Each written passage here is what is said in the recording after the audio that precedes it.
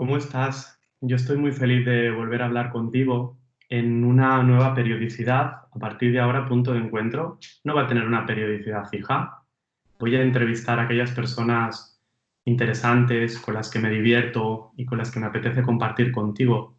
Y te iré anunciando a través de las redes sociales que tengo una nueva entrevista para que puedas escuchar. Quiero mantener el proyecto y quiero hacérmelo cada vez más fácil. En este punto en el que trabajo y sigo trabajando el compromiso, pero a la vez la facilidad y la simplicidad. Y además creo que la invitada que tenemos hoy nos va a ayudar a simplificar, a hacerlo fácil, sin que eso tenga que ver con abandonar el compromiso con nosotros. Hoy quiero hablarte de un tema, o bueno, no te voy a hablar yo, hoy voy a preguntar sobre un tema que hace mucho tiempo que me apetece conocer con mayor profundidad. Ya sabes que trabajo desde el mindfulness y hace un tiempo llegó a mis manos un libro que se llamaba Comer Atento, que hablaba del mindful aplicado a la alimentación. Y paralelamente descubrí a la invitada de hoy. En su Instagram empezamos a hablar, me encantaba todo lo que publicaba, me encantaba cuando hablaba de cómo mirar nuestro propio cuerpo, cómo adaptar la alimentación a, a nosotros, ¿no? Entendiendo que al final el cuerpo no puede ser algo sobre lo que torturarnos, sino algo sobre lo que amar. Pero yo no te quiero hablar más, yo quiero que nos cuente Mireia. Mireia, ¿cómo estás? Hola Isaac, pues muy bien, muy ilusionada de estar aquí contigo y con todos tus oyentes. Mireia, la primera pregunta que suelo hacer es, ¿cómo te presentarías? Bueno, pues claro, si hablamos profesional, fíjate Isaac que los que somos psicólogos tenemos tan vinculada nuestra profesión a nuestro día a día, a nuestra forma de funcionar, a nuestra forma de ser, ¿no? Entonces yo me presentaría como una exploradora incansable de formas de cuidarnos y tratarnos mejor. O sea, a nivel personal ese ha sido como mi valor a lo largo de toda la vida y es con mi propósito con mis hijos y con mis clientas acompañadas también, ¿no? Como estar en un camino de descubrimiento bueno, en el fondo, Isaac, de cómo podemos vivir vidas plenas y todo aquello que nos aleja de vivir vidas plenas. Y precisamente para vivir vidas plenas necesitamos ejercicio, necesitamos descanso y también necesitamos tener una buena relación con la alimentación, ¿verdad, Mireia? Mm. Sí, Isaac, yo diría que para tener vidas plenas necesitamos sobre todo conciencia.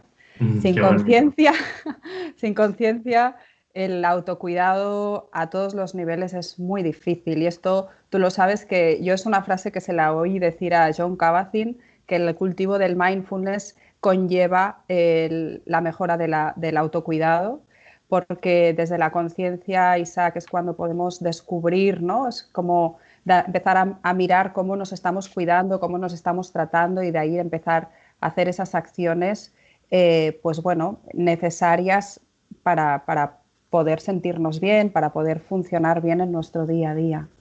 Entonces yo diría que ese ingrediente es como indispensable. La conciencia. Mm. Porque en el momento en que ganamos conciencia, entiendo entonces que podemos ser más conscientes de aquello que nos está dañando. Claro, en el momento que ganamos conciencia somos conscientes de nuestros patrones y de nuestras reactividades. O sea, gran parte, Isaac, de las conductas que dificultan nuestro autocuidado son fruto de hábitos, de patrones aprendidos, tú lo sabes, en la infancia. Y no solo en la infancia, sino que son fruto de patrones que se derivan del contexto actual, ¿no? De cómo, qué recibimos del contexto actual, qué es cuidarse y no cuidarse. Entonces, sabes que el contexto actual dentro del paradigma de la salud es un contexto que ha estado funcionando durante muchos años desde la cultura de la dieta, desde la cultura de la restricción, ¿no? Vincular el autocuidado a restringir, y de ahí se derivan muchísimas conductas que nos acaban perjudicando o dificultando el autocuidado. Entonces, aparte de esto también, pues dentro de esos patrones, Isaac, está muchas veces el patrón de no atendernos, que es un patrón también, ¿no? El no atendernos también es un patrón y es un patrón de que se deriva también de esta cultura en la que vivimos judio-cristiana, donde esto de atendernos está muchas veces como mal visto, ¿no? Es esto todo esto está cambiando mucho, últimamente, pero yo, por ejemplo, en casa, Isaac, que vengo o sea, mi madre ha sido la típica madre abnegada, entregada a los hijos. Entonces, ella atenderse, o sea, yo no he recibido ese espejo de ella cuidarse y atenderse a sí misma, con lo cual no lo he aprendido. Y esto para los que somos de nuestra generación, muchos de nosotros hemos vivido también aquí, ¿no? De esto de dedicarme tiempo, atenderme, parar, cuidarme, no existe dentro mío, porque no lo he aprendido y porque lo vinculo a egoísmo o bueno, pues no hay ese espacio, no creamos ese espacio. Y parece que es como más común en las mujeres, ¿no? Como que da otra vuelta, ¿no? Las mujeres no deberían estar atentas a ellas mismas porque eso es egoísta, ¿no? Como que la mujer tiene que estar cuidando a todo el mundo menos a sí misma, ¿no? Claro. Sí, la verdad es que esto es un temazo, Isaac, porque es un tema que yo le estoy dando muchas vueltas últimamente y es como, o sea, al final es como nos posicionamos las mujeres en la sociedad, que cómo nos posicionamos es fruto de lo que recibimos que la sociedad exige de nosotras. Entonces, ¿qué pasa? Que tenemos que estar a full a todo, ¿no? O sea, tenemos que ser yo lo veo en mis clientas, ¿no? Que todas son mujeres que en mayor o menor medida se esfuerzan un montón en sus trabajos intentando estar ahí dándolo todo. Pero luego también, pues, ahora, pues, bueno, pues si somos madres, también tenemos que ser madres de cierta manera. Y si somos amigas, amigas de cierta manera. Y si somos, o sea, hay tantos ámbitos en los que intentar ser un 10 que al final todo esto no queda espacio, no hay espacio, yo sí, lo veo así, para el parar y para el conectarnos con lo que realmente necesitamos dentro de nuestros cuerpos, ¿no? Estamos tan fuera, fuera, fuera, tenemos que ser súper amigas, pasárnoslo bien, salir por ahí de copas, de tal, o sea, son tantos los tengo que, ¿no? Esta parte del to-do list, el tengo que no hay espacios para escucharnos. Y no solo esto, Isaac, sino que encima todo esto que tenemos que hacer, lo tenemos que hacer con un cuerpo determinado. Es decir, aquí es donde viene la imagen corporal, ¿no? Que es otra de las cosas que las mujeres, de la cual las mujeres recibimos mucho más bombardeo que los hombres, pero muchísimo más, porque solo tienes que ver pues los anuncios, siempre desde el principio de los tiempos a quién van dirigidos todos los anuncios vinculados a la estética, a la imagen, etcétera. ¿Sabes qué sensación tengo por eso, Mireia? Que desgraciadamente no estamos abandonando la presión sobre el cuerpo, ¿no? Que sería creo yo, lo deseable, que se abandonase la presión del cuerpo femenino, sino que se está sumando la presión al cuerpo masculino, ¿no? Cada vez hay más, sobre todo chicos adolescentes, que se sienten muy presionados por su cuerpo. Es decir, en este lado la igualdad no está llegando desde lo sano, sino desde lo enfermizo, ¿no? Claro, sí, sí, pero porque ahí detrás hay una industria que arrasa con todo y en el fondo lo que está buscando son mercados, ¿no? Entonces ahora, digamos que lo que tú dices, ¿no? O sea, por suerte el, he hablado un poco de cómo nos manifestamos las mujeres en el mundo y también los hombres están cambiando en esto, por suerte, ¿no? Entonces yo creo que también cada vez pues los hombres están colocándose en un lugar bueno, pues podemos decir, de menos patriarcado, diríamos, ¿vale? Pero esto también, los mercados están como muy atentos a estas Claro. tendencias, ¿no? Entonces, ¿qué tipo de hombre se lleva ahora, ¿no? Entonces, ¿qué tipo de hombre se lleva ahora? Pues no deja de ser también un target para toda esa industria que está deseando vender productos, vender dietas, vender productos estéticos, vender ropa, vender, etcétera. Mireia, ¿qué te hizo a ti decidirte eh, o de algún modo especializarte en lo que se refiere a la relación que tenemos con nuestro cuerpo, la relación que tenemos con la alimentación? A ver, ahora ya pasé los 40 hace unos añitos y son estos momentos en los cuales también haces como mucho mirada hacia atrás, ¿no? O sea, un poco este camino que he ido recorriendo y, yo conecto mucho también con cuando yo tuve pues 18, 20, 22 años, yo tuve conflictos con mi cuerpo, con la comida, o sea, estuve como muy atrapada también. Y ahí siempre hay una parte, ¿no? Al final, los que somos profesionales, ¿por qué estudié psicología? ¿Por qué estudié nutrición? ¿No? Y siempre hay como esta parte también de arreglarnos a nosotros mismos, ¿no? O sea, es como queremos arreglar o ayudar, pero también como arreglarnos a nosotros, ¿no? Entonces, en este proceso que te decía, ¿no? Para mí mi propósito es como descubrir formas de autocuidado, pues he ido como siempre como explorando, ¿no? Caminos diferentes y fui a parar pues, al mundo del autocuidado desde el paradigma clásico, desde el paradigma de las dietas, que es el que se llevaba en aquel momento. Pero sí que es verdad que conectada con mi propia experiencia, ¿no? De cómo a mí el control, porque yo, mis conflictos con el cuerpo, Isaac, y con la comida no iban tan vinculados a querer adelgazar como a no querer engordar. O sea, esto es algo que es súper habitual. A veces vinculamos que todas las mujeres, nuestros conflictos están porque queremos adelgazar, pero muchas de nosotras, sobre todo, controlamos la comida porque no queremos engordar. Porque engordar supone pues fracasar, supone el vernos peor a ojos de los otros, la posibilidad de recibir comentarios respecto a nuestro cuerpo, qué te ha pasado, te has engordado, etcétera, ¿no? Entonces la conducta del control de la comida es un refuerzo negativo, ¿no? O sea, es como me quiero quedar aquí, pero en este me quiero quedar aquí, controlo la comida. Y esto tiene consecuencias, y yo experimenté las consecuencias, atracón, obsesiones, etcétera.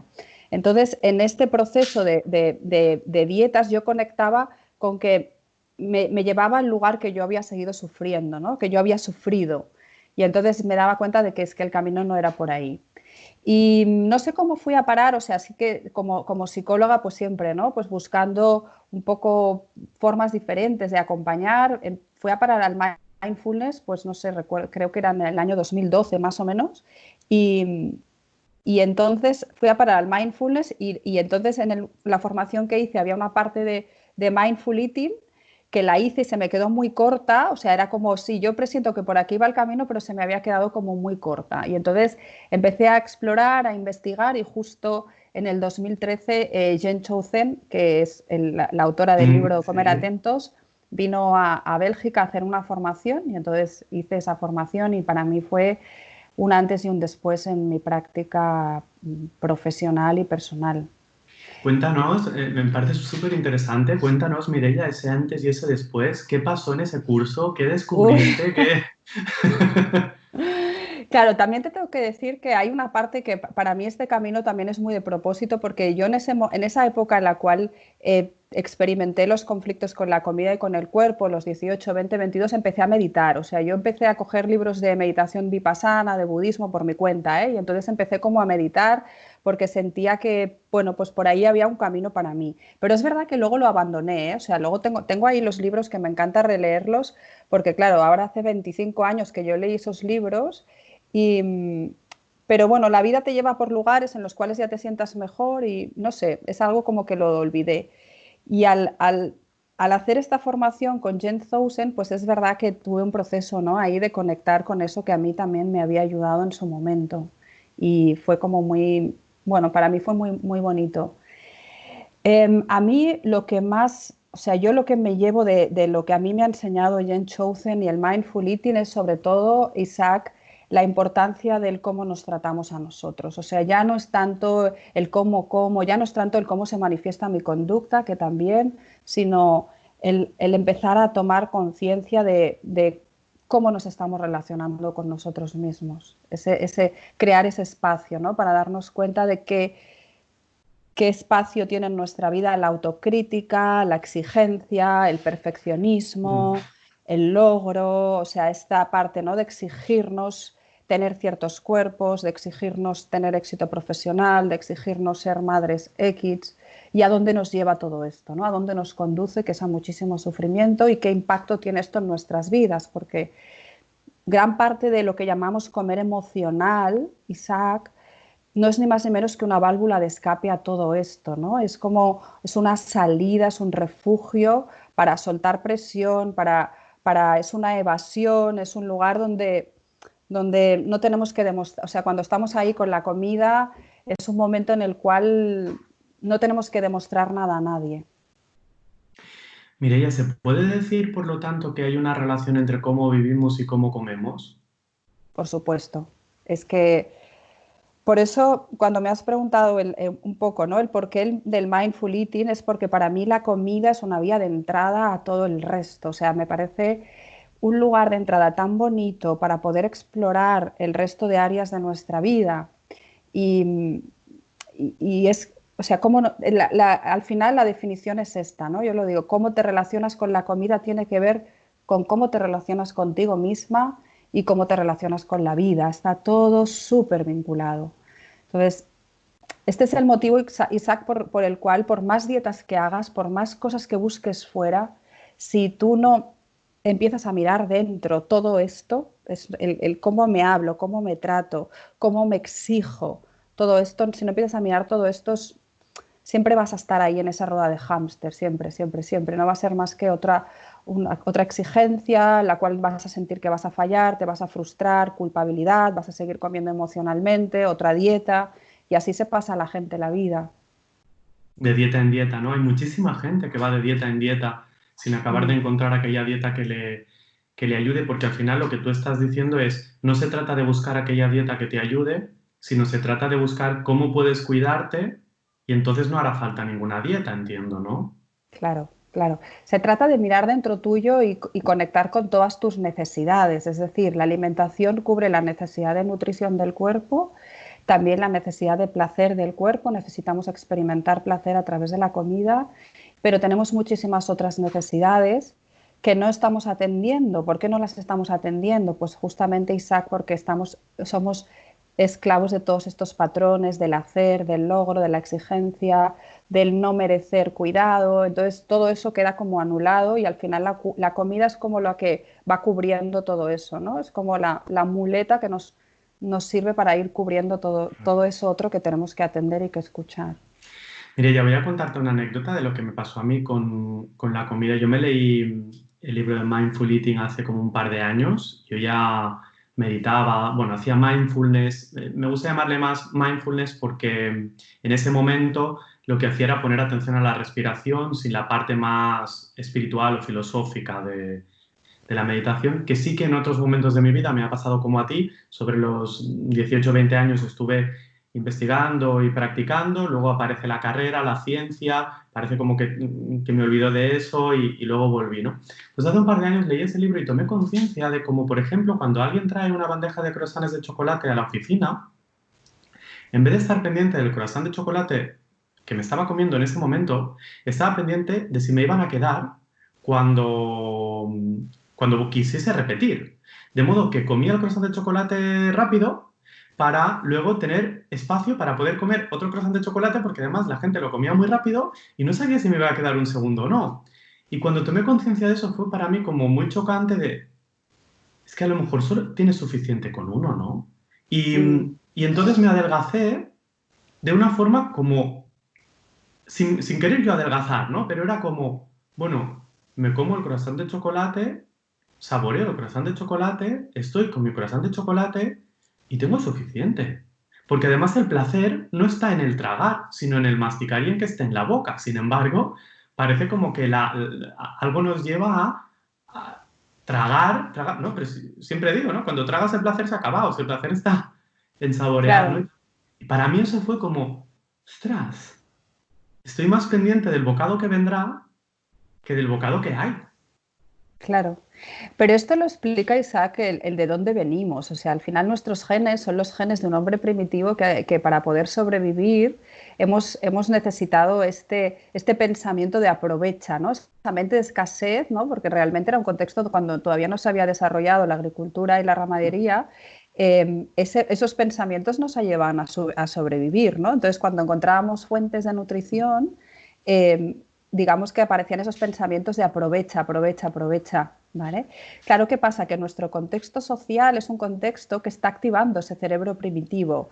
¿Por qué? Porque nos relacionamos con la comida moralmente, es decir, desde este lugar de bueno, malo, controla, vigila, no te permitas, porque engorda, o sea, pensando en las consecuencias que todo eso va a tener en nuestro cuerpo.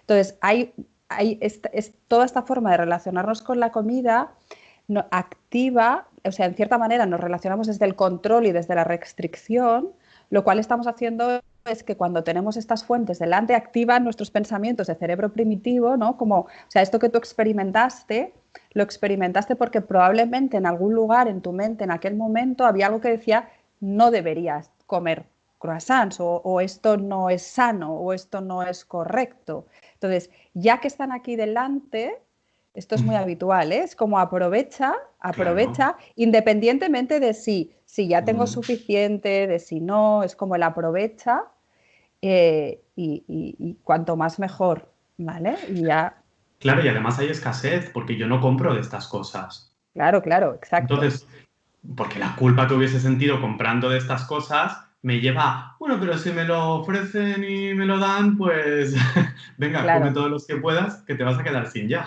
¿no? claro. Pero esto es algo, esto que tú experimentaste, Isaac, que fíjate, supongo que tú en aquel momento no sé si estabas haciendo dieta o no, pero mucha gente sin estar haciendo dieta ya convivimos con los pensamientos de escasez. Imagínate si llevamos 20, 30 años haciendo dietas. Nuestro cerebro primitivo es el que está llevando las riendas de nuestra conducta continuamente. Entonces estamos en restricción, pero luego a la que tenemos una fuente delante es como aprovecha, aprovecha, me lo como todo, sobre ingesta, atracón, y otra vez restricción para compensar, y otra vez sobre ingesta, atracón, ¿no? Entonces, de ahí la importancia, lo que tú, o sea, fíjate, tú hiciste un salto de conciencia, ¿no? Y te dijiste a ti mismo, vale, pero a ver, en este momento, en el aquí, en el ahora, eh, ¿cuánto estoy necesitando, ¿no? O sea, es como llevar la atención a ese placer y darte cuenta que probablemente con uno ya tenías suficiente, ¿vale? Entonces, Claro, yo en ese momento estaba haciendo práctica de mindfulness, sigo haciéndola, ¿no? Porque la hago cada día. ¿Es posible sin práctica hacer esto? Es decir, ¿es posible tomar esta conciencia, ampliar la conciencia si alguien no está haciendo una práctica de mindfulness o de meditación que le ayude a ir centrándose en el presente, Mireia? es difícil, Isaac, porque al final es un entrenamiento. Entonces, tú lo sabes que, claro, a nuestra mente lo que le mola es el piloto automático. O sea, en cierta manera, ya sabes que esto del mindfulness es como, hay un cierto esfuerzo, ¿no? En esto de paro, me doy cuenta, qué es lo que hay aquí ahora. Tenemos que llevar una cierta energía porque a lo que le gusta a nuestra mente es dejarse llevar por esos hábitos, por todos esos patrones aprendidos, etcétera.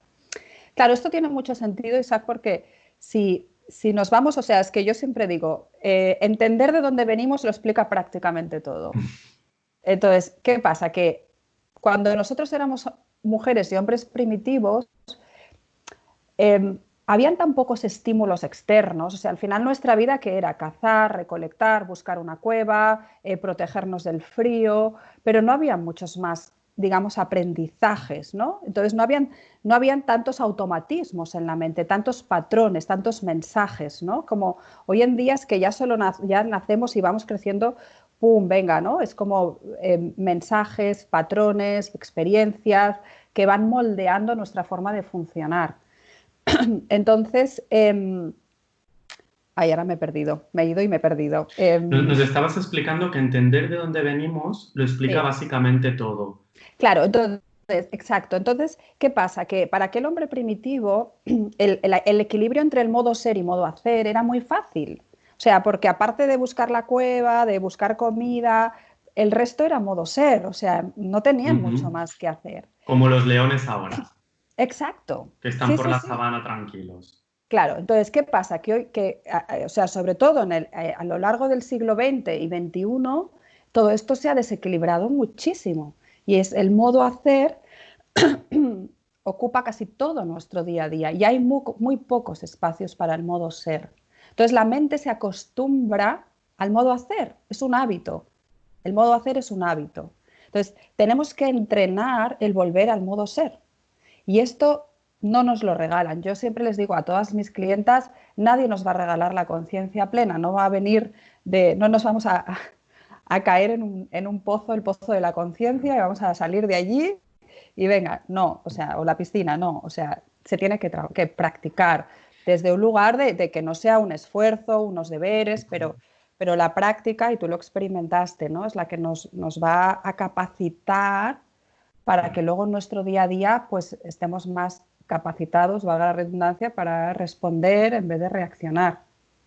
Claro, al final es compromiso, ¿no? Compromiso contigo, compromiso con la práctica. A mí me gusta más usar la palabra compromiso que esfuerzo, porque no Claro, es tanto un totalmente. esfuerzo, ¿no? Es como ya, es que yo me he comprometido con esta práctica, que quiero Mm, seguir haciéndola y que me aporta lo que me aporta. Yo lo noto mucho en mis pacientes que deciden llevar a cabo la práctica, por ejemplo, en el tema del descanso, en el tema del sueño, es que solo el hecho de llevar a cabo la práctica ya se reduce el insomnio y la ansiedad de una forma bárbara, ¿no? Y bueno, y es que hay evidencia científica de esto, ¿no? No es algo que digamos porque nos hemos iluminado de golpe y encontremos esto, ¿no? Y me parece claro. súper bonito esta relación al cambiar la relación con la comida, ¿no? A mí me gustaría volver un poco a cuando nos decías que muchos de estos patrones son aprendidos en nuestra infancia y yo quiero saber, desde tu perspectiva, porque en la psicología hay muchas escuelas diferentes, ¿no? ¿Es necesario volver a la infancia para trabajar esos patrones o cambiando los patrones en el presente es suficiente? Desde tu perspectiva, Mireia. Desde mi perspectiva, cambiando los patrones en el presente puede ser súper suficiente, porque al final, Isaac, es poder entrenar a la mente a hacer algo diferente. Y para Total, eso, o sea, es actuar de una forma diferente a la urgencia que es el hábito, el patrón que viene desde la infancia, ¿no? Entonces, por ejemplo, un patrón muy habitual, Isaac, es te tienes que acabar todo en el plato, no se puede quedar nada. Esto es un clásico, porque de pequeños, o sea, lo que vinculamos a dejarte algo en el plato a portarte mal, a ser mal niño, o sea, un poco el cómo aprendemos también por derivación, ¿eh? Que a lo mejor nuestros padres no nos lo decían directamente, pero dentro nuestro esto de dejarnos algo en el plato estaba mal. Entonces, ¿qué totalmente. pasa? Este Que lo tengo esto es, yo. claro, yo Este también lo lo tengo. tengo porque me cuesta tanto y a veces son digo, va, por 2 cucharadas que quedan y otros momentos es como, venga, va, Isaac, no pasa nada, puedes dejarlo, ¿no? Pero es que es como, Claro, claro, venga, el primero ya lo pero es tengo, vamos a seguir. esto es un clásico, o sea, yo porque encima mis padres ya son mayores y claro, ellos pasaron pues una posguerra, pasaron mucha hambre, muchas penurias, entonces claro, muchos de nosotros tenemos una relación con la comida que tiene está muy vinculada a la relación que tuvieron nuestros padres con la escasez, con la comida, etcétera. Entonces, claro, ¿qué pasa? Que cuando yo estoy delante del plato y el plato se está terminando, mi urgencia es que terminármelo todo. La urgencia es digamos, el chute de dopamina cuando yo me siento, es cuando me termino todo y no se queda nada. El dejar algo me genera un mal Qué rollo bien lo he hecho. impresionante. Claro, si me lo acabo es qué bien lo he hecho. Mira, mamá, me lo he acabado Claro, todo, aunque tal tenga cual. 35 o 50 años. Mira, Claro, mamá. claro. Entonces, ¿tienes que sanar eso de pequeño? Pues no hace falta, siente la urgencia, conéctate con el aquí, con el ahora, o sea, vale, ¿cómo está mi estómago? O sea, ¿qué sería una cantidad satisfactoria para mí en este momento? Y ahí es hacer algo diferente, y hacer algo diferente es, puedo dejarme algo en el plato, me lo puedo dejar y dejarlo, porque cuando lo dejas, le estás diciendo a tu mente que hay otras posibilidades, ¿vale? Hay días que lo dejarás porque sientas que tienes que ya tienes suficiente y días que te lo comas todo. Pero en cierta manera es poco a poco la conciencia nos ayuda a ir generando caminos neuronales diferentes. Y eso es pues a base de práctica y hacer cosas diferentes a lo que estábamos acostumbrados. Eso Es es, ¿no? neuroplasticidad. Totalmente, totalmente, ¿no?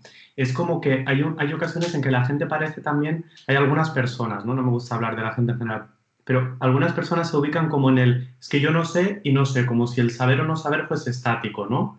Cuando todo al final puede moldearse, ¿no? Todo puede cambiarse. Todo. Entonces, cambiar la opción, decidir de golpe dejar algo en el plato y sentir lo que pasa en tu cuerpo, si de golpe notas como culpa o si de golpe notas como, bueno, una sensación que identificas con culpa, si de golpe, no, pero vale, y no pasa nada.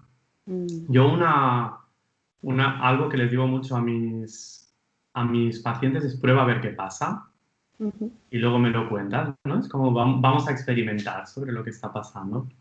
Vale, Claro. me ha encantado esto de estas ideas. ¿Tienes más para que podamos escucharlas y para que podamos ver si nos identificamos en ellas? Aparte de tienes que acabarte todo lo que hay en el plato, ¿tienes alguna más de estas que se repitan mucho entre pacientes eh, que tengas hacia mano?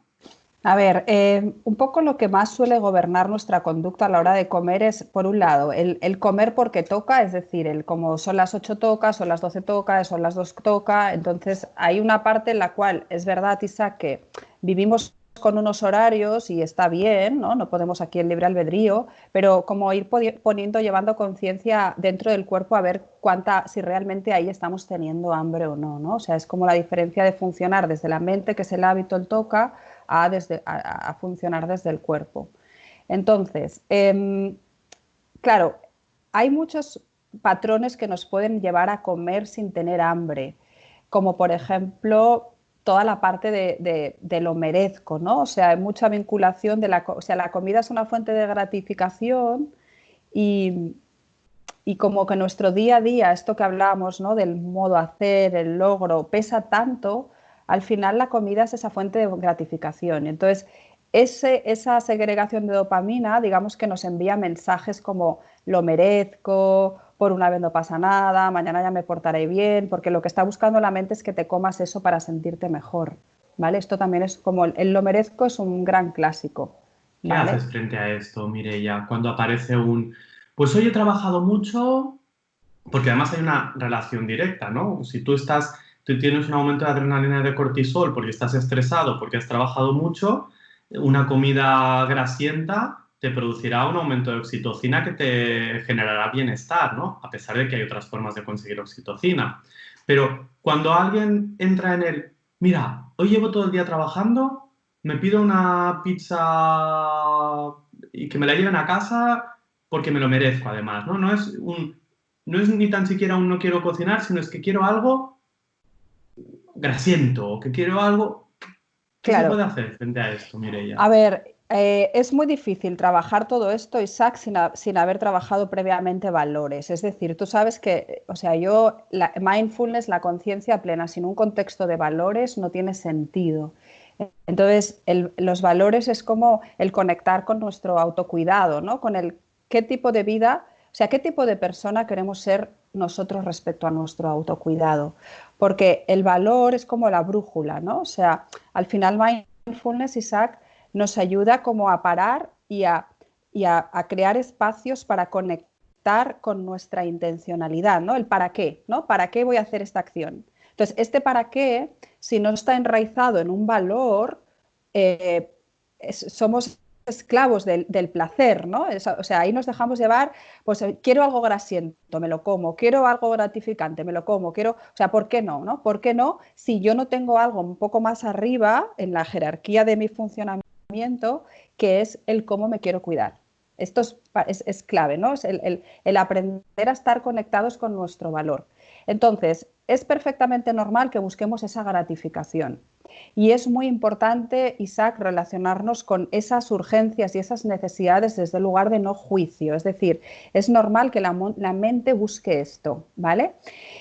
Ahora bien, ¿en qué medida? Porque claro, si yo me quiero comer una pizza grasienta, Isaac, una vez a la semana o dos, a lo mejor eso no me aleja de mi autocuidado, porque yo aparte de eso, en mi día a día ya me ocupo de que tenga buenos nutrientes, hay verduras, hay frutas, hay tal. Entonces, oye, no pasa nada, o sea, el placer es necesario y aparte ayuda a que nuestro cerebro primitivo no se conecte con la restricción y la prohibición, ¿vale?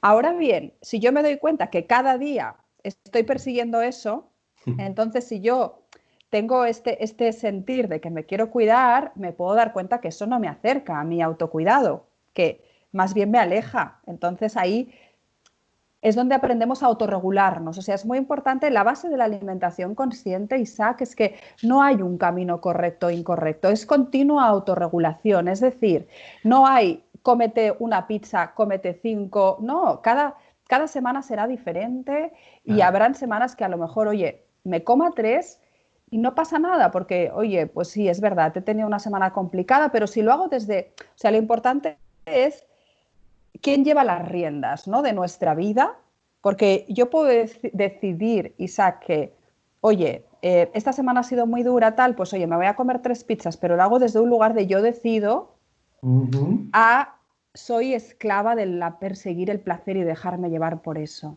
¿Entiendes? Entonces ahí no somos libres, ahí somos esclavos de esa conexión, ese perseguir el placer, que es un escape, es una evitación, es un no sentir, es un huir. ¿Entiendes? Un poco. Hay una duda que tengo que me gustaría ver si, cuando vas hablando de la autorregulación, Ujú. para quien nos pueda estar escuchando y no esté a lo mejor tan habituado en el trabajo con mindfulness, ¿no?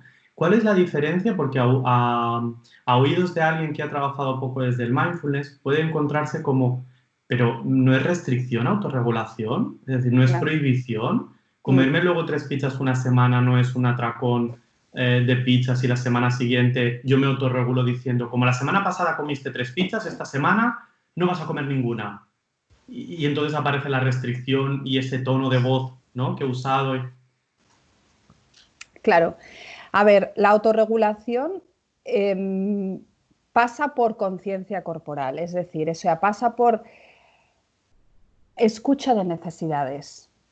Y cuando hablamos de necesidades, tenemos que poner todas las necesidades encima de la mesa. Es decir, está la necesidad de nutrición del cuerpo, está la necesidad de placer del cuerpo, y ese placer se lo podemos dar a través de varias vías, Isaac, se lo podemos dar a través de la comida, a través, evidentemente, del contacto físico, del movimiento, de muchísimas cosas, ¿vale? Y luego tenemos el resto de necesidades, ¿no? Las básicas, pues es el descanso, evidentemente la necesidad de seguridad y múltiples otras necesidades. Entonces, en cierta manera, la autorregulación es como que podamos tener conciencia de nuestras diferentes necesidades y cómo las podemos ir atendiendo desde un lugar un poco en el cual, si nos vamos mucho a una, nos desconectamos de las otras, ¿vale? Entonces, con la comida, la autorregulación pasa justamente por conciencia de si en este momento lo que experimento es hambre o no es hambre, y poder desde esta conciencia y desde la conexión con mis valores decidir qué respuesta voy a hacer, y esa respuesta será diferente momento a momento, porque mis necesidades son diferentes momento a momento, no tiene una forma concreta, Claro. ¿vale? Entonces, dime. Claro, porque a lo mejor resulta que esa pizza se sustituye por una charla con tu pareja o con un amigo, una charla agradable, una charla de cuidado, y que al final lo que estabas con la pizza era buscando un poquito de cuidado que la pizza no te lo va a dar, y por lo tanto vas a necesitar una segunda, y en cambio, pues unas caricias con tu pareja, una conversación con un amigo, si tú te escuchas y notas lo que está pasando en ti, puede ser que te des cuenta de que la comida ha sido el gran comodín que has usado para tapar multitud de necesidades, ¿no? Por lo que estás diciendo es lo que estoy entendiendo. Tal cual, es así. O sea, es decir, ¿qué función está teniendo esto? O sea, ¿qué función está teniendo esta pizza en mi vida en este momento? ¿Vale? Lo que pasa es que también es verdad, Isaac, que cuando venimos de muchos años de restricción, a veces tenemos que permitirnos intencionadamente comer pizza incluso cada día. Es decir, yo tengo clientas mías que cada día, durante el proceso de recuperación de un proceso de restricción, desde la conciencia plena comen pizza, porque es la forma también de que el cerebro primitivo, digamos, deje de estar activo, o sea, que deje de estar conectado con el no debo, con la restricción, es decir, es la práctica del permiso incondicional. Entonces, cuando en nuestra mente podemos comer pizza todos los días, esa parte del cerebro primitivo se ha desactivado, ya estamos mucho más capacitadas para poder decidir no desde la reactividad, ¿entiendes? Entonces, a veces Ujú. es un paso que se tiene que transitar previamente, muchísimas veces se tiene que transitar previamente antes de podernos situar en vale, pues hoy decido no comer pizza. Claro. Es decir, que, por ejemplo, comer nocilla o Nutella o lo que sea, que están saliendo aquí marcas comerciales, ¿no? Pero comer, comerla una vez a la semana puede ser más beneficioso que estar 2 semanas sin comerla, generando sensación de restricción, generando sensación de prohibición, generando un... Esto no puede ser... Tal cual. Lo has Y, explicado perfecto. y por lo tanto, también será menos perjudicial para mi cuerpo y me engordará menos porque estableceré una relación diferente con los alimentos, me sentiré más tranquilo y a lo mejor comeré eso, no sé, ya una vez a la semana, ¿no? ¿Sabes? Esto me recuerda a una fábula budista en la que están un maestro y su discípulo y van a cruzar un río y una mujer les dice si le pueden, ¿te suena la fábula? A ver, Si sigue. pueden, si pueden ayudarla a cruzar el río y entonces el maestro coge a la mujer en brazos y cruza el río y le ayuda a la mujer a cruzar el río. Al cabo de unos cuantos kilómetros, el discípulo le dice, no me puedo aguantar más. Sabes que no podemos tocar a mujeres y tú has llevado a una mujer en brazos para cruzar el río. ¿Me lo puedes explicar? Y dice él, uy, no me acordaba. Dice, yo he llevado a la mujer un ratito para atravesar el río, pero tú llevas con la mujer todos estos kilómetros que llevamos andando, ¿no? Ah, claro. Tú has Sí, llevado a sí, la sí. mujer a cuestas No la todo este conocía, tiempo. pero es eso, tal cual. Claro. Sí, porque, o sea, fíjate, también aquí tenemos que introducir, Isaac, es muy importante el qué es salud y qué no es salud, ¿no? Porque vivimos en esta cultura que vincula la salud a lo que comemos y lo que comemos son alimentos saludables, ¿no? Es como la salud es comer alimentos saludables. Pero la salud es un constructo muy amplio biopsicosocial, o sea, no es solo lo que como, son las emociones que experimento, es cómo me siento yo en mi día a día, es cómo me siento, o sea, cómo yo siento que soy libre en mis elecciones o soy esclavo de mis patrones, de mis hábitos, etcétera, ¿no? Son muchos factores implicados en el concepto de salud. Entonces, ¿qué pasa? Que la sociedad está, al final, todo es fruto también de esta cultura de la dieta, de esta sociedad gordófoba, ¿no? Que nos vende que esto de estar gordo es lo peor del mundo. Entonces, desde ahí hacemos nuestras elecciones y nuestras elecciones son elecciones que lo que persiguen es adelgazar o no engordar. Pero en este perseguir adelgazar o no engordar, estamos haciendo acciones vinculadas a objetivos, no estamos conectadas con nuestras necesidades y entramos en restricción.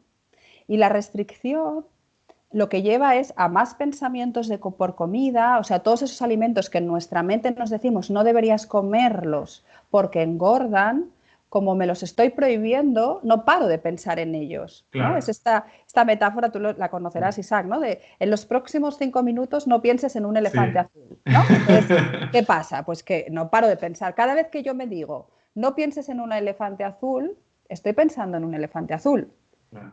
Entonces, cuando estamos en restricción, todo el rato estamos pensando aquello que no tenemos que comer. Entonces, basta que piense y me acuerde, no tengo que comer chocolate, no tengo que comer Nutella, no tengo que comer pasta. Estoy pensando en la pasta y si pienso en la pasta, quiero pasta, porque activa mi deseo, mi apetito. Claro.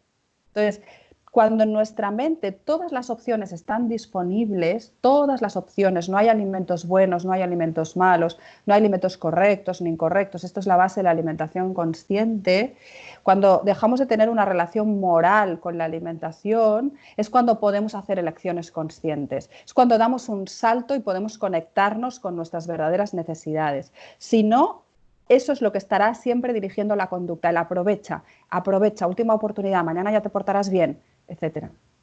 Lo cuentas tan bonito, Mireia, me está apasionando como lo estás contando, ¿no? Porque al final, claro, es la base de todo, ¿no? Cómo yo me estoy relacionando conmigo, con la comida, con los demás, con... Y si puedo observarlo sin juicio, puedo ser más, puedo responder más y reaccionar menos, ¿no? Claro. Me gustaría, nos quedan pocos minutos, pero no me gustaría que acabásemos sin hablar un poquito sobre el tema de la gordofobia, sobre el tema de cómo se relaciona. Luis Carvajal, en uno de sus libros, dice que hemos pasado de maltratar a nuestro cuerpo por dejadez a maltratar a nuestro cuerpo por exceso de exigencia, ¿no? Y irnos al gimnasio 4 horas seguidas, pero que al final las dos son las caras de la misma moneda, que tiene que ver con un maltrato corporal porque sentimos que el cuerpo está a nuestro servicio en vez de habitar nuestro propio cuerpo, ¿no? Me gustaría conocer un poco tu visión acerca de la gordofobia, de qué puede hacer una persona que siente que tiene más kilos de los que le dicen que debería tener por salud. ¿Cómo trabajas con esto, Mireia? A ver, claro, esto es un tema, este es el tema con mayúsculas, es He el ido tema. viendo en tus posts de Instagram, ¿eh? Claro, claro, este es el tema, porque vamos a ver, digamos que eh, entender, o sea, nosotros funcionamos porque aprendemos desde el contexto, ¿no? O sea, es como desde muy pequeños ya no solo es nuestro contexto familiar cercano, sino el contexto sociocultural que nos rodea. Entonces, el mensaje que se vende continuamente es el de delgado igual a bueno, gordo igual a malo.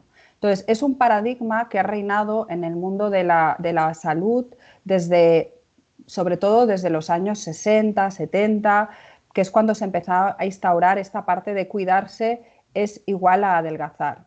Entonces, claro, esto puede generar mucho conflicto porque uno puede decir, vale, sí, pero tener más kilos de más no es bueno para el cuerpo, vale, pero ¿qué es bueno, qué no es bueno? O sea, al final, una de las cosas que demuestra la ciencia más claramente es que factores como el aislamiento social, factores como el estigma social son mucho peores para la salud que el hecho de tener kilos de más. Esta es la realidad, ¿vale? Entonces, ¿qué pasa? Que el paradigma reinante, que es este de delgado igual a bueno, gordo igual a malo, invita a la gente a restringir para llegar a ese lugar de delgado igual a bueno. El camino son las dietas y las dietas lo que acaban generando es conductas que nos desconectan de nuestro autocuidado, son conductas de todo o nada, un poco lo que hemos estado hablando a lo largo de toda la charla, patrones que dificultan muchísimo nuestro autocuidado y el estar relacionándonos continuamente con nuestro cuerpo desde este lugar de hay algo que está mal en mí.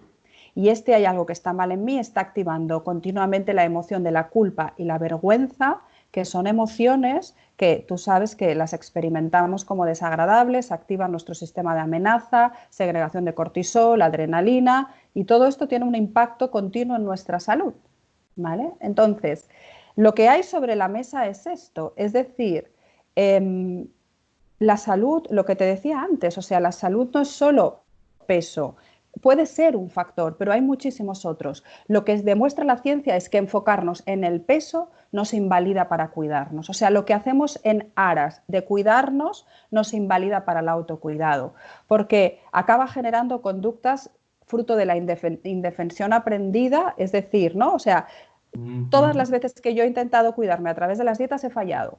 Todas las veces que yo he intentado cuidarme a través del ejercicio he fallado. Con lo cual al final dejo de moverme, dejo de cuidarme y estoy en un continuo sentir que hay algo que está mal en mí y en mi cuerpo, ¿vale? Entonces, el cambio de paradigma al cual estamos pues un poco, bueno, experimentando ahora, que va a llevar mucho tiempo esto, es el de trabajar la aceptación corporal, o sea, es decir, todos los cuerpos son válidos, todos los cuerpos merecen hacer conductas de autocuidado independientemente del peso corporal, es decir, dejar de enfocarnos en el peso y conectarnos con nuestros valores, del cómo quiero convivir yo en mi día a día respecto a mi autocuidado, entendiendo el autocuidado como físico, mental, emocional, Claro, porque etcétera. yo entiendo con lo que tú estás diciendo que en el momento en que estamos conectados con nosotros mismos, en el momento en que tenemos una mayor conciencia,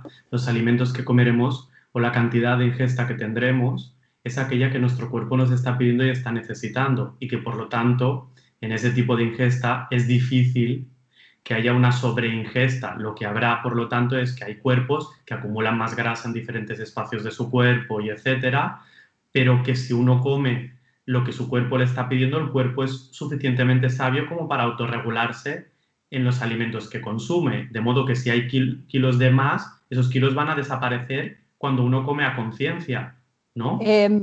O sea, sí, o sea, justamente lo que dicen las investigaciones Precísame es... sin problemas, ¿eh? Sí, Que sí, aquí sí, la que sí. sabes eres O tú. sea, claro, lo que dicen las investigaciones es la práctica de la alimentación consciente a donde nos lleva es que de forma natural acabamos haciendo elecciones más saludables, es decir, dejamos de estar polarizados, ¿no? Entre el como perfecto o me lo como todo, y entonces nuestra alimentación de forma natural, pasamos a hacer elecciones con más carga de nutrientes, digamos, pues más verduras, más frutas, etcétera, ¿vale? Se reducen la cantidad de las porciones y se reduce la densidad calórica, podemos decir, de las porciones, de forma natural. O sea, esto es lo que deriva cuando yo escucho mi cuerpo, sus necesidades de hambre, cuando tengo suficiente, nutrir mi cuerpo sin renunciar al placer. Esto deriva a que dejamos de hacer esto, de repente un día ingiero 4.000 calorías, de repente otro día 1.000, de repente, o sea, dejamos de hacer el efecto yo-yo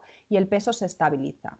Entonces, uno puede pensar que esto acabará derivando en una pérdida de peso, pero no siempre es así, Isaac, porque al final es verdad que personas que pueden llevar haciendo dieta 20, 30, 40 y 50 años, el metabolismo puede estar muy castigado y hay muchos factores hormonales, de Claro. estrés, de sueño, que sabes, que pueden estar teniendo un impacto en el peso, ¿vale? Entonces, por eso es tan importante trabajar mensajes antigordofobia, porque independientemente de a dónde derive todo esto, a nivel de forma corporal, yo le digo a mis acompañadas, mira, eh, este proceso, o sea, mi experiencia es que este proceso de acompañamiento, de mindful eating, de mindfulness, de compasión, te va a llevar a que tú sientas que llevas las riendas de tu autocuidado, que estás más capacitada para cuidarte, pero no sabemos qué va a pasar con tu peso. No lo sé. Eh, Me encantaría decirte que vas a adelgazar, porque eso es lo que todo el mundo quiere, porque eso es lo que la sociedad nos está vendiendo. Pero la realidad puede ser que no vaya por ahí. Ahora bien, cada uno, al final, Isaac, yo siempre digo, tienes que valorar si esto va a ser suficiente para ti o no. Es decir, si para ti sentir que estás más capacitada para cuidarte va a ser suficiente, o si para ti no es suficiente y quieres seguir enfrascándote en las dietas y en sus consecuencias, ¿vale? Claro. Si uno escoge el seguir intentando adelgazar a base de las dietas y sus consecuencias, es perfectamente normal, yo no lo juzgo, porque detrás de esto lo que hay es el mensaje gordofóbico o sea, nadie quiere recibir mensajes de que mi cuerpo es incorrecto. O sea, es traumático, o sea, es que la gordofobia genera trauma. Entonces, huimos del trauma. ¿Cómo huimos del trauma? Intentando adelgazar. Pero eso tiene unas consecuencias físicas, mentales, emocionales. Las personas a las que acompaño, Isaac, eh, les pregunto, ¿cuánto espacio ocupa la comida en tu vida? Muchísimo, no paro de pensar qué como, qué no como. Y mientras tanto, dejamos de atender todas las cosas importantes en nuestra vida, dejamos de experimentar placer, refuerzos positivos, intentando adelgazar. Pero es normal querer adelgazar, porque es lo que, a lo que Claro, nos bombardean continuamente. claro. Wow, súper interesante, Mireia. Me está encantando todo lo que todo lo que estás diciendo, todo lo que, cómo se aplica la conciencia plena y el mindfulness a la comida. A mí hay una palabra con la que me quedo de esto, ¿no? Ahora estamos hablando de gordofobia, que es diversidad, es abrazar la diversidad humana. Hay un filósofo un surcoreano, ahora no recuerdo el nombre, que tiene un libro que se llama La expulsión de lo distinto, donde todos queremos ser especiales y únicos pareciéndonos a todos los demás, ¿no? Que es como la búsqueda en las redes sociales de... las redes sociales están siendo muy peligrosas en esto, yo creo también, pero por otra parte también nos permite a nosotros enviar este mensaje, ¿no? Entonces, Claro. tienen la ambivalencia también las redes sociales, ¿no? Pero hay mucha búsqueda de unificación, ¿no? Ves muchos perfiles que se anuncian como soy único y especial y tienen los mismos abdominales que todo el mundo, los mismos posts que todo el mundo, ¿no? Claro. Entonces, yo creo que... Dime, Claro, dime, pero esto perdona. lo explica Isaac, lo explica sobre todo nuestra necesidad de ser aceptados, de formar parte Mm, del grupo, ¿no? O sea, yo siempre digo, ¿por qué tenemos tanto conflicto en el autocuidado? Porque convive un cerebro primitivo con un cerebro mamífero, que el cerebro mamífero lo que quiere es pertenecer al grupo, ser aceptados, valorados, no sentirnos diferentes. Entonces, claro, si yo siento que mi cuerpo es diferente, lo que quiero es ir ahí, al grupo. ¿Y qué es lo que se me está vendiendo? Pues entras en Instagram, ¿qué es lo que se vende ahora? Pues las abdominales, el comer sano, ahora la dieta no sé cuántis, ahora la Batidos de otra. espinacas por la mañana, que ya sabe la Exacto, gente de ¿no? mi Entonces, podcast que le tengo mucha manía. Pero claro, y sí, ahí va batidos, nuestra mente, nos yoga, quiere llevar ahí. mm, a ser perfectos. ¿Tú lo has conseguido, Mireia? Porque yo no lo he conseguido por mucho que lo haya intentado en mi vida. Yo me considero perfectamente imperfecta o imperfectamente perfecta. Mireia, me gustaría, por último, que me recomiendes un libro y luego yo hago yo un resumen de la entrevista. Por eso iba apuntando cosas mientras ibas hablando. Y con esto acabamos el programa de hoy. Un libro que nos puedas recomendar, Mireia, que puede ser tanto de Mindful Eating como un libro que te haya gustado a ti porque te ha gustado. Vale, vamos a ver. Bueno, el libro Comer Atentos de Jen Chouten, que es la que ha sido mi maestra, es por supuesto. Precioso.